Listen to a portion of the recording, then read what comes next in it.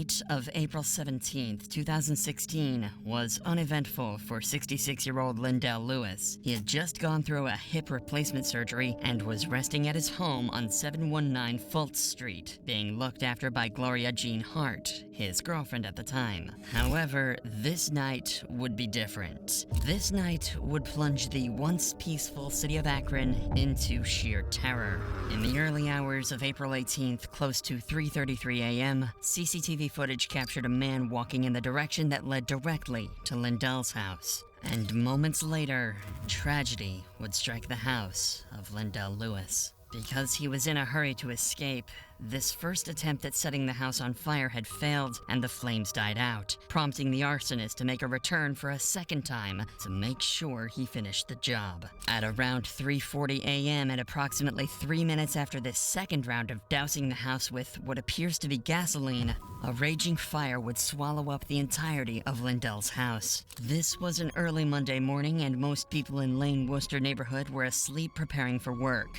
No one would have been awake to see who this masked arsonist was. More importantly, whoever this was well aware of Lindell's hip surgery, as it had made him wheelchair-ridden and unable to move. This meant that the fire was started knowing that he would never be able to escape. And soon enough, 911 calls would begin pouring in as the fire raged on. Akron 911. This is 725, it's next door. I can feel a heat, the lights are going out. It's burning quick, man. If somebody's in there, they're dead, man. You can get up here real quick. Hey, they're on their way right now. Presumably, Lindell and his girlfriend were sleeping in their bedroom on the upper floor of the house when the fire initially began. Since the masked arsonist ensured that the fire spread from the ground floor, this meant that by the time they woke up because of the heat and crackling of the fire, they had no escape, especially because Lindell was unable to move by himself. Gloria most likely helped Lindell move from the bed, and the couple retreated to their bedroom in an attempt to get as far away as possible. But all this did was delay the inevitable. As firefighters and EMS arrived at the scene, the elderly couple was heard screaming for help from inside their bathroom. Even with desperate attempts to save them, it was far too late. This gasoline fire was far too violent, and the smoke was far too thick. Gloria Jean Hart and Lindell Lewis were pronounced dead by the time they were discovered. A tragedy like this was unheard of in Akron, not only because of the fact that there was now an arsonist on the loose, but because no one knew who his next victim would be. Because as it turns out, Lindell and Gloria were only 2 of his 9 victims to come. The hunt for this masked murderer was on, and soon enough, detectives had a lead. During the night this fire occurred, the suspect had fled in this direction immediately after his second attempt. This meant that whoever this was lived in this general vicinity, and considering this, the very first suspect would be Stanley Ford. Stanley was a peculiar man. He often claimed to be a guardian sent by God and would spend his days sleeping so he could stay awake at night to watch over the neighborhood. Additionally, Stanley was also Lindell's neighbor, and the two had spent many years living next to each other. This is why officers were certain that Stanley would react with sorrow when informed of Lindell's death. But when a call was made telling him of the tragedy, something was off. I was calling to follow up with you about the fire across the street. You know, because of the tumultuous history that you and the people in Lindell's house had, everybody is thinking you, right? No, Tanisha, listen to me once again. I do not mess with these people up here. Them guys try to get me to come on and engage with them. Them guys was nasty. They had prostitutes in and out all night. They was dealing with homosexuality. Them people was just bad people. I didn't do nothing to them people. Them people were just mean. I mean, listen here. When they moved up here, Tanisha, they stole everything that wasn't bolted down. Well, Mr. Ford, this is my concern. What's your concern? Is that how to make people believe that it wasn't you? Tanisha, you either take my word or you don't. That's all I can tell you. Well, we do have another option. What's that? The polygraph. Suspiciously, not only did Stanley refuse a polygraph test, but officers believed his reaction to be endorsing Lindell's death rather than mourning it. This was likely because of a lull in the two's relationship that stemmed from their arguments about property boundaries and maintenance. However, in all fairness, this case was not limited to Lindell alone. In fact, Stanley was infamous for often disputing with neighbors when it came to property boundaries. All things considered, Stanley was only seen as a weird and obnoxious neighbor rather than someone who would burn a house down. For now, at least, he was not the most prominent suspect, as detectives began to believe that the one responsible for this fire may have been someone inside Lindell's house. The night the fire occurred, Lindell and Gloria were not the only ones in the house. Thomas Hugley and Garrett were two of Lindell's friends who were going through tough times due to financial constraints. Lindell was kind enough to offer the two of them a place in the basement of his home. Fortunately, Thomas escaped before the fire could swallow up the basement, but Garrett, on the other hand, just so happened to be somewhere else that night. By April 22nd, 2016, Akron detectives would call in Garrett for an interview to find out what really happened. First, let me say that I hate having to put you out there like that. Like all of That you. was terrible. Like, what the hell? Heck, You cuss, that's my first language. But I was worried because they said you lived down there, and I hadn't seen or heard from you, so I waited. yeah, I was there earlier that day because I was over my auntie's house doing a job for her. Mm-hmm. Now, what's her name? Shit. Williams. I forgot her last name. Her husband. She works across the street back there. Okay. Now, I ain't trying to, stir your brain, because the main reason I wanted to find you, make sure, one, that you safe and you okay, and to find I didn't know nothing about it until my sister then called me. Mm-hmm. And Mr. Hughley called me. And what they say? They said the house burned down. But they didn't tell me nothing about nobody got hurt in there. Mm-hmm. And then my best friend, Heard about anybody who got a beef with him? no, that I know of. Now, what was that thought you just had? That was that I know of. Nobody I know of right off the hand. That don't seem like the truth. It seems like you're choking on the truth right now. I said, I don't know offhand because I didn't know the people he knew. It's obvious you just had a thought. Do you just not want to speak because all of us in here, or No, you not want to speak because you're at the police station? I don't know. You definitely had a thought right there. All I know is they report to have a restraining order that guy across the street, stand something. That's all I know. Stanley's name has once again crept into the conversation. In fact, rumors about Lindell and Stanley's conflicts had already spread like wildfire, and he was on his way to becoming suspect number one. But for detectives, this could mean anything. Stanley would alternatively be the most suitable for Garrett to pin his crimes on, a neighbor with a god complex who had frequent conflicts with Lindell. Furthermore, Garrett has not given any details about his alibi. All we know is that during the night of the fire, he was at his aunt's house and was spending time with his niece. This is why detectives would not let up putting pressure on Garrett. You're the only person that ain't even gave a scenario, and that kind of made me suspicious. Scenario means. Of anything that you might have heard or thought. You're the only one. But I don't know nothing. I wasn't there. I know you weren't there. I wasn't been there in a couple of days. You weren't there, but you're the only one. All right, let's do it this way. The night of the fire, the night it happened, I was at my niece's house. what time did you get there? I don't know what time we got there. Was it light outside or was it dark? I don't know. We was intoxicated, what can I say? Who were you with? Me and my niece.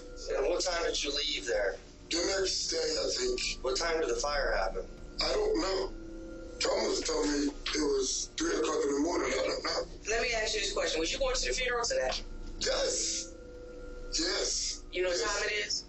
It's supposed to be at 10 o'clock. That's what they say. I'm going to say this. I'm just going to go home straight with you. But the gut feeling I got is that you have some names swirling in your head. You just don't want to give them because you don't want to get I them. don't know them.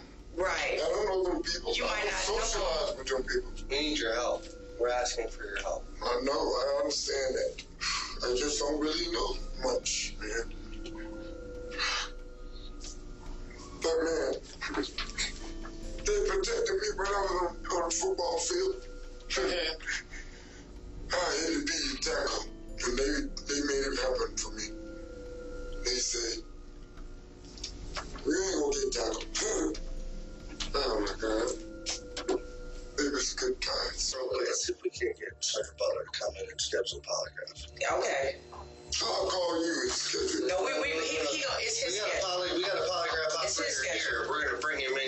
can schedule with you. Set up an appointment. Oh my God. This is nuts. I'm about to have a fucking heart attack, man. Listen, man. We're trying to help here. We're not. I will. If I can help you, I will. I swear to God, I will. Well, if you need to get something off your chest and let us know something that you know, you will feel a whole lot better that you're our key to the information about who's. Why me? Why y'all putting it on me? I wasn't even because there. you lived in the house for 2 years. Yeah, but I was never there on this. And you're saying that you don't know or have heard anything about any. I have not. I haven't been here long enough to hear the anything. car fire that happened in 2013, and you were in the house. You have no clue of who may have started. You're saying nobody gave any names. No scenarios, no theories, no nothing. It's just not plausible, sir. I mean, that just goes on in a normal conversation. Who do you think did this? I don't know. That's just part of a normal conversation. Even though Garrett just agreed to the polygraph, just moments later, he would have second thoughts. Mr. Garrett, this Sergeant Butler. He's How you doing, sir? They're saying you want to take a polygraph. Why don't you take a polygraph for anyway? You just said you would. You volunteered. You said, while we at it, let me take a polygraph. I didn't say that. I said Is that what he said? That's what he said. I said I would if I needed to. What's coming down to a need? Oh, really? Yes, sir. Yes, it is. Okay. Go ahead and talk to the sergeant here. He'll explain things. Is that something that you'd be willing to do, is take a polygraph? No, I changed my mind. That ain't working.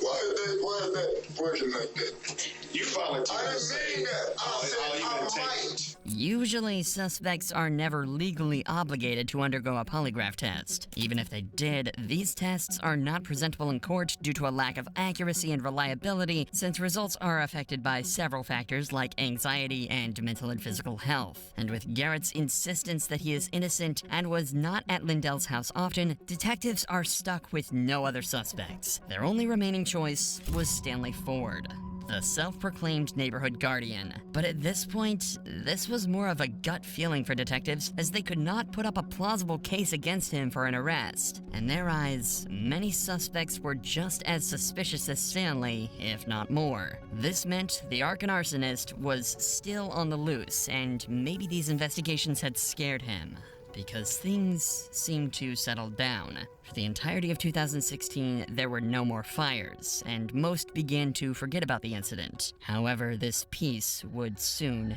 come to an end. On January 23, 2017, someone set fire to a vehicle on 723 Russell Avenue, just a few blocks away from the first fire. The next 2 months would be another wave of silence from the arsonist until May 15, 2017, when close to 3 a.m., Lane Worcester neighborhood was given another rude awakening. Multiple people are dead after a house fire in Akron this morning, and at least some were children. The Akron Fire Department says the home was fully engulfed when they arrived. The heat was so high, a staircase melted away. The exact number of victims has not been released. A fire on 693 Fultz Avenue had resulted in the death of 7 people. 35-year-old Dennis Huggins and 38-year-old Angela Boggs, along with their 5 children, aged between 16 months and 14 years. This was the second major fire after the Lindell home was burned to a crisp 13 months prior. The fire had started in trash cans placed at the front of the house and spread quickly through the porch into the home. However, this was no accident. According to a forensic analysis, an accelerant identified as gasoline was dumped into the cans. The flames were intense and enveloped the house within seconds. There was no room for escape.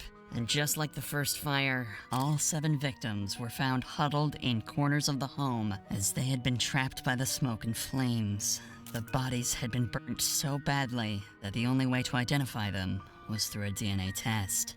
This was a tragedy. But compared to the first fire, finding the suspect this time wouldn't be hard, as there were only 2 options. The first was Patrick Boggs, who had a bit of history with Angela Boggs, the mother of the children in this fire. Patrick Boggs served 12 years in prison for dousing Angela in kerosene and threatening to set her on fire in 2001. He was a violent man and had even tried to stab someone, making him a very plausible suspect. But even with his past, Patrick was quickly discarded as cameras provided he had never left his home in Ohio. More importantly, an extensive polygraph test proved that Patrick was telling the truth about not being involved in this crime. However, his role in these murders wouldn't end here, as we'd later find out. For now, the only remaining suspect was a familiar face, one that was a common denominator in both fires: Stanley Ford. And this time, officers were prepared to gather a mountain of evidence against him. They treat me like I'm a suspect, man. I'm not a suspect. The first step was to obtain a search warrant for Stanley's home, which would result in a crucial piece of evidence being found: worn-out tennis shoes that had been covered in an accelerant. An accelerant that just so happened to be gasoline. But the evidence wouldn't end here. One of the detectives would decide to have a one-on-one conversation with Stanley in his car, and what he says would be nothing short of disturbing. No, listen what I'm saying to you, Stanley. This is so wrong, Stanley, listen what I'm saying to you. Embarrassing to my neighbors. Listen what I'm saying to you. You mentioned some things last night about some bad people at the house, or... Well, to me, I thought they was bad kids. The stuff they was just doing immature stuff in the neighborhood. Like what? Shit, kicking the vehicles' rear view mirrors, busting them out and stuff like that. Is that a good way to get rid of somebody moving out the neighborhood or get rid of that? No, I wouldn't do that. I wouldn't do it like that. Why would I do that? I wouldn't do it at all.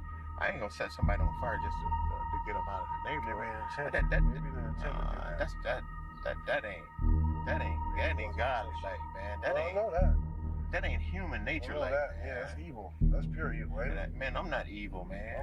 Yet another instance of Stanley Ford justifying not only the deaths of the couple, but of their 5 innocent little children, too. Just like in the murder of Lindell Lewis, there was a pattern of pure hatred towards the victims. A pattern so disgusting that Stanley felt it was his God-given right to purge anyone who upset the guardian of the neighborhood. In this case, Stanley often accused the family of dealing drugs, damaging his property, and engaging in illegal activities, which only fueled his hatred towards them. Several neighbors had witnessed heated exchanges between the couple and Stanley leading up to the fire. Not only that, but the night of the fire, neighbors mentioned how they saw Stanley continuously patrolling the house. This would be corroborated by CCTV footage that would not only catch Stanley walking towards the house right before the fire, but also running away from it after. If all of this was not compelling enough, there would be one last piece of evidence that would solve the mystery of the Akron arsonist. Take a look at this footage from the 2016 fire of Lindell's home. Now, matching this with the footage from the 2017 fire, and matching both with the footage from when police spoke with Stanley in the neighborhood, there is one correlation. The way the suspect walks is exactly the same as Stanley's stride. Without a doubt, Stanley was the one responsible for the cold-blooded murders of 9 people. Officers were now certain of this, and soon enough, Stanley was called in for an interview to be confronted with his sick crimes. We want to talk to you. I want you to be honest with me. Okay. I've been honest. Let's talk about the day in question. Let's go back to the fire. Okay. What about it? Okay. What can you tell us about the fire? I don't have no knowledge of that. So what's the point? You know, sometimes like I explain to them, I exercise, sometimes I get Charlie horses. Right. Sometimes I walk the street and back. You know what I mean? Something like that. But I didn't do that fire, man. In the face of these denials, detectives decide that enough is enough. No matter what, they need a confession out of Stanley, and the best way to do that is to show him all the evidence that points towards him being the arsonist. As you running back to the house. Mm-hmm. At the time of the fire. Okay. Right. We got you running to the house. You're not asleep. You weren't. You're on the camera, Stanley. I wouldn't know no camera running from the fire. Stanley, you're on the camera running from a fire? We got you. I didn't run from no fire. Stanley, listen. Yeah. It's time to come. It's time to man, listen. Stanley, yeah. We know the answers, okay? Right. Okay. But I wasn't running from no fire. Okay, you walked. You see the fire, okay? You're at the fire. No. I'm not at no fire. You're at the fire. I'm at a fire? Yeah, you're at the fire. Stay there. Go ahead. We need to hear your side of the story. Johnny, I'm being honest, man. I didn't do anything. I mean, I can't look to somebody and do what I want to do that did that. I got too much to lose, man. We got all the pieces, we know the answers. This is what we want to know. Is there some reasoning or some kind of something that happened, man? Did somebody piss you off or somebody do something? No. To maybe why, maybe like I said, maybe trying to send a message. I wouldn't set nobody on fire. I'm allowed to walk the neighborhood. I wasn't at nobody's house. I'm walking. Explain why you running back from the house. I didn't do that. Oh yeah, I'm telling you, I got it wrong. Well, you know you know. Okay, we got you. We got you. Often a suspect will refute their crimes even in the presence of concrete evidence, as this would still give them a fighting chance in court. In this case, Stanley is doing exactly this, and no matter what detectives say, he won't be cracking anytime soon. Y'all believe that I did it? No, we proved that you done it. I didn't do that. I wouldn't have dared to did that, man. Well, you want me to explain your charges to you, or do you want to explain them? I didn't do it. I'm serious. I didn't do it. I'm not going to admit to that. I didn't do it. If I did, I admit to it. I didn't do that. Let me explain your charges. Go ahead. Okay. You have 7 counts of aggravated murder. However, this would be far from the end of Stanley's saga. Because he never admitted to anything and had a history of being mentally unstable, there was a chance that he could get away completely scot-free in court due to his mental status being absolved of all his crimes. 62-year-old Stanley Ford's trial would begin on Monday, August 30th, with the prosecutor, Michael D'Angelo, making his opening statements that focused on correlating the masked arsonist with Stanley Ford. That timeline, his statements, and the similarities of his actions show his opportunity, and ladies and gentlemen, the evidence, all of that will reveal his identity. And that will show you that when the defendant gets angry with his neighbors, he sets their property on fire and he kills them. And at the conclusion of this case, Mr. LaPrinzi and I are going to ask you to find the defendant guilty of all the charges and all of the specifications. Stanley's defense, on the other hand, knew the kind of uphill battle that they were facing and decided that the best approach would be not to prove Stanley's innocence, but to disprove the suspicions of his identity. A lot of the evidence that you're going to be presented to is not a dispute. It's not a dispute that there were 3 fires set. It's not a dispute that all 3 fires were set intentionally. And it certainly is not a dispute that there were 9 deaths. The coroner, the medical examiner is going to come in, talk to you about the homicides that she ruled, and then the cause and the manner of all 9 of those deaths. Those facts are not in dispute. But again, as defense, we told you, and you know that the state of Ohio has the burden of proof to prove each and every element. Defense has the burden to prove nothing. On the surface, this might seem like an open and shut case, but Stanley's defense has planned for these hearings thoroughly and knew exactly who to blame, because there was one person who could turn the tides in Stanley's favor: Patrick Boggs, the same man who was the initial suspect for the second fire. When Patrick was arrested, the most conclusive evidence to dispel suspicions was his polygraph tests, but these tests are not admissible in court. This meant that when lead detective Troy Looney was called to the stand, he could do nothing but watch as the defense twisted this case. You knew during the course of your investigation in 2001 that Patrick Boggs tried to set Angela Boggs on fire, correct? Correct. Also beat her up, correct? Correct. He believed she was cheating on him with a black man, correct? Correct. That piqued your interest in this case too because of who Angela Boggs was now dating, fair? That's correct.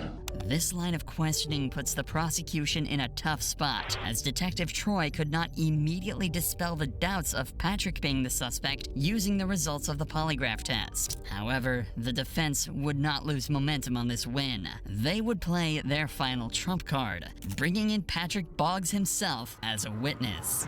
And at this time, do you choose to testify? I choose plead the fifth, and not testify at all. So you're choosing to invoke your Fifth Amendment right against self-incrimination, is that correct?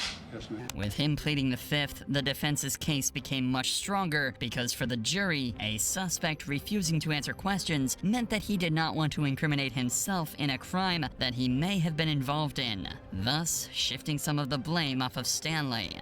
Fortunately, there was one silver lining. A major step of the defense's plan was to use Stanley's extreme beliefs to drive the case towards an evaluation of his mental health. Unluckily for them, if Stanley didn't hesitate to murder 9 people, he wouldn't hesitate to fight his own defense team and admit in front of the jury that he had no mental issues. I didn't commit a crime to be put in to deal with all these competence of these different psychologists and psychiatrists and stuff. Does that make any sense, you know? But I gotta tell you, it's incumbent upon you to cooperate with Dr. Karpowicz. I'm not saying a doctor, Your Honor. I'm done with it. I'm not saying no more doctor. At this point, the only thing left to do was for the jury to come to a decision. However, even with every single one of the defense's attempts to save Stanley, the decision would come out to be in favor of the prosecution due to the overwhelming evidence they had. The similar walks of the suspect, recordings of Stanley expressing his hate towards his neighbors, and Stanley running back to his home after the second fire. One verdict, one aggravated murder regarding Angela Boggs.